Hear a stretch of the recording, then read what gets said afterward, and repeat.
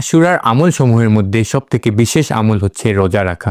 রাসূলুল্লাহ সাল্লাল্লাহু তাআলা আলাইহি ওয়াসাল্লাম ইরশাদ করেছেন, যে ব্যক্তি আশুরার দিনে রোজা রাখবে আল্লাহ তাআলা তার পূর্ববর্তী 1 বছরের গুনাহকে ক্ষমা করে দিবেন। রাসূলুল্লাহ সাল্লাল্লাহু তাআলা আলাইহি ওয়াসাল্লাম যখন মক্কা থেকে হিজরত করে মদিনায় যান, তখন তিনি দেখতে পান যে মদিনার ইহুদিরা প্রত্যেক বছর আশুরার দিনে রোজা রাখে। তিনি এর কারণ জানতে চাইলে তারা বলে, এই দিনের মধ্যেই হযরত মুসা আলাইহিস সালাম ফিরআউন থেকে মুক্তি পান, তাই আমরা আল্লাহর শুকর আদায় করার জন্য প্রত্যেক বছর এই দিনে রোজা রাখি। তখন রাসূলুল্লাহ সাল্লাল্লাহু তাআলা আলাইহি ওয়াসাল্লাম ইরশাদ করলেন, আমরা ইহুদিদের থেকে হযরত মুসা আলাইহিস সালামের বেশি নিকটতম। তাই তিনি সাহাবীদেরকে নির্দেশ দিলেন যেন তারাও প্রত্যেক বছর আশুরার দিনে রোজা রাখে।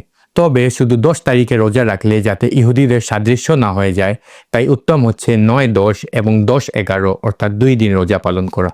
এছাড়াও এই দিনে আমাদের উচিত হচ্ছে বেশি থেকে বেশি দান সদকা করা এবং সকল ধরনের শরিয়া বিরোধী কাজ থেকে নিজেকে বিরত রেখে নফল ইবাদত সমূহের মধ্যে এই দিনটি উদযাপন করা।